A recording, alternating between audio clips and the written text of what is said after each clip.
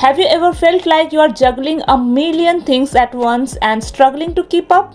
We have all been there. That's where a planner swoops in like a productivity superhero promising to save the day.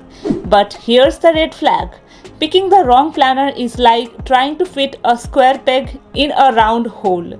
Frustrating and counterproductive. So in today's video, I'm going to share with you the exact checklist that you must consider before you purchase a new planner for the upcoming year. The point number 4 is the game changer in your planner journey, so don't miss out on it. Let's get started. Point number 1, start with reflecting back on the current planner that you are using. So your current planner is going to play a very important role on the first place, and it will guide you to choose your next year planner. Start by writing down a list of things that are working for you and things that are not working for you in your current planning system. While creating this list, you may consider the following questions to take into account. First, which layout are you using on a daily basis? For example, for me, I use my to-do list and my monthly calendar sections the most. I definitely need a section for my vision board, goal setting page, and monthly reflection. So these spreads are something that are non-negotiable for me in my planner, and I definitely want to see them in my next year planner as well. So go through your planner and jot down your non-negotiable list that help you to stay organized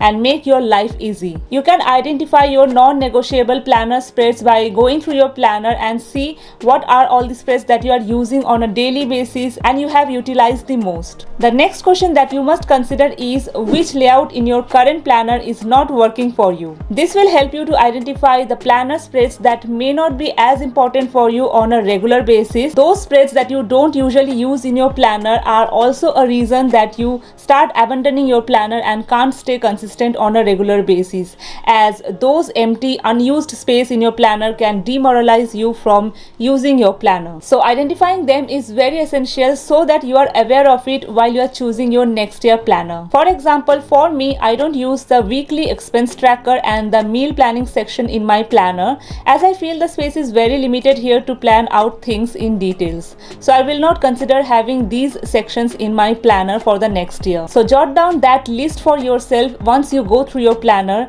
and these are list of things that you don't necessarily need to have in your new planner. And the last question that you must consider while reflecting on your current planner is what are the aspects in your current planner that you strongly dislike and consider as a red flag. So if there is something that you regret in your current planner after purchasing it, then jot it down as well and keep that in mind while making decisions for your new planner. For me, in my current planner, there are two things that I absolutely dislike. First being the paper color being yellowish, which I didn't expect it while purchasing, and the next being random notes pages anywhere in the planner that restrict my planning flow. So if there are some points that make you feel discomfort or demotivated to use your current planner, then definitely jot it down somewhere and check out for some alternative solution, and don't try to make the same mistake in your new planner.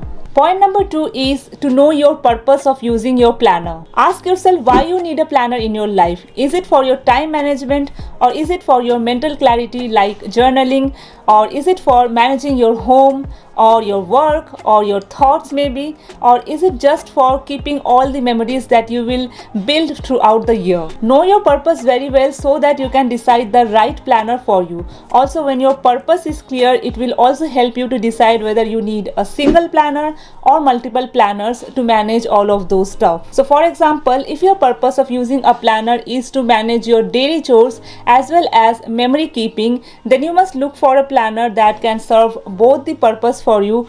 Or if you have time and commitment, then you can definitely go for multiple planners and keep it separate in 2 different planners. So knowing the exact purpose of your planner journey is very essential in deciding your new planner. For this, you can do this simple exercise of rating your preferences from 1 to 10 here in this pie chart. You have 6 different categories written that are mainly the mainstream reason of using a planner, which are time management, journaling and memory keeping, personal development, creativity, stress relief, and habit building. You can go through it and rate it from 1 to 10, and the top 3 categories that you will figure out are the main purpose for using a planner in your life. So write down those top 3 lists, and while you choose a planner, look for the spreads that fulfill the main purpose of using a planner in your life. So I have made this list for myself, so let me just explain you what are my thought process. So in this category of time management, my rating is 9 out of 10 because I feel that I really need to manage my time while juggling with so many stuff. So time management is something that is my first priority maybe, and the topmost planner spread that can help me in managing my time is the daily to-do list section. I definitely need a daily to-do list section where I can write down my top 3 priorities, or in general my to-do list, so that I can manage my time accordingly. The next section is journaling and memory keeping. So I definitely love to keep my memories in my planner, but I have rated it 5 out of 10 because I feel that I can make a separate copy for that. I can just take a bullet journal and write down my memories there. So this is not like the most top priority at this point. The third category is personal development, and I have rated it 8 out of 10 because I do definitely consider a planner to help me in my personal development journey, and spreads that may help me in doing that are vision board, goal setting spreads. So these are some spreads that will help me in personal development. So definitely 8 out of 10. The next category is creativity, and I have rated it 3 out of 10 because I don't feel that I have that much time to like doodle and decorate my planner beautifully.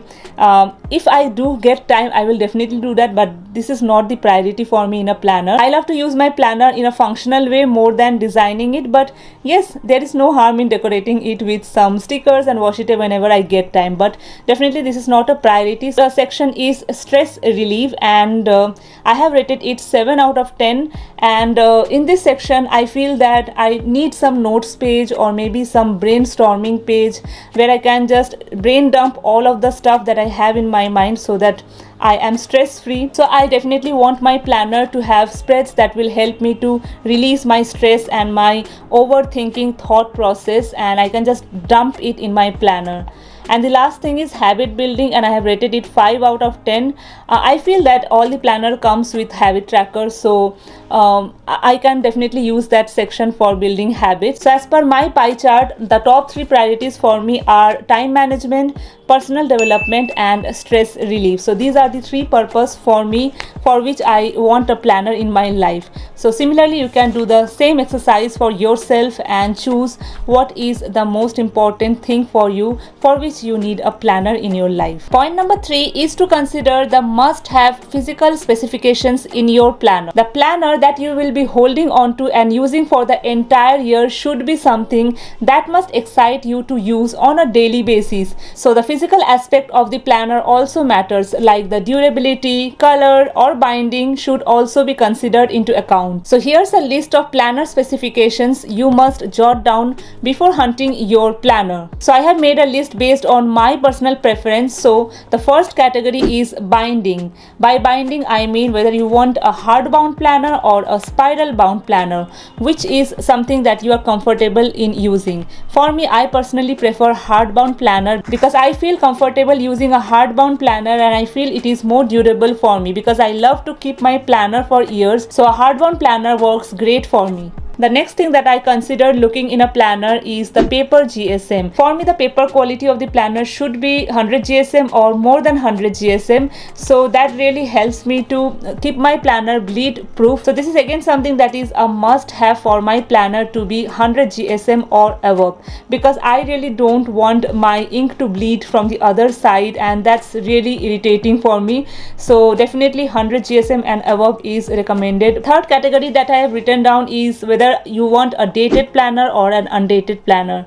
I am personally a fan of dated planner because that keeps me accountable in using my planner daily. The fourth physical aspect that I consider looking in a planner is the planner size. So for me, more than A5 size works the best because I love a planner which is spacious. And the last thing that you can look for is the price range. If you have budget constraint, then you can definitely write down the price range that you can go for. Point number 4 is not directly related to buying your planner physically, but definitely a game changer in your planner journey, which is to find an accountable partner. Meaning, find someone who is buying the same planner as you. It can be your best friend or a sister or a colleague or anyone who is a planner head just like you. From my experience, I really feel that no matter how much you do research and buy the perfect planner for you, without accountability and a constant motivation, it is very easy to get out of track that in the middle of the year and lose interest in staying consistent with your planner. So if you can jugaad a planner partner for yourself, then you can both benefit from each other.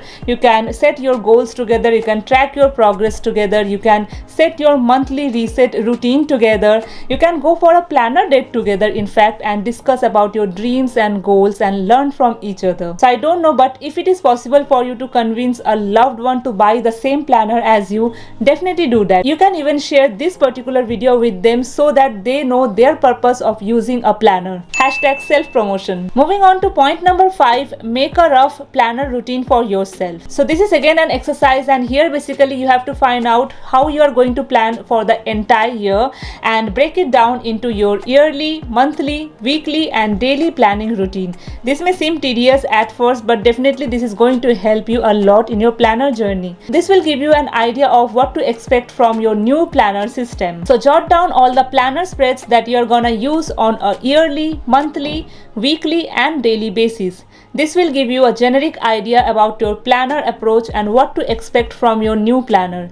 You will also get an overall estimate of the time you are going to spend on your planner throughout the year and whether that will be worth it or not. So definitely try this out, as it is going to help you a lot in visualizing and deciding how you are going to use a planner. So when a new planner releases in the market, you can see the pictures on their website and you can immediately visualize how you are going to use each and every spread and when you are going to use it and whether that particular planner is perfect for you or not. Alright, so this is the perfect checklist that you can consider looking into before you purchase a new planner for the new year, so that you can reap the benefit out of a planner and can improve your planning journey further. If you find this video relatable, then comment down below what is something in your current planning system that is not working out for you. Also stay tuned to the channel for more such videos. I will see you super soon in my next video. Till then, keep smiling. Bye bye.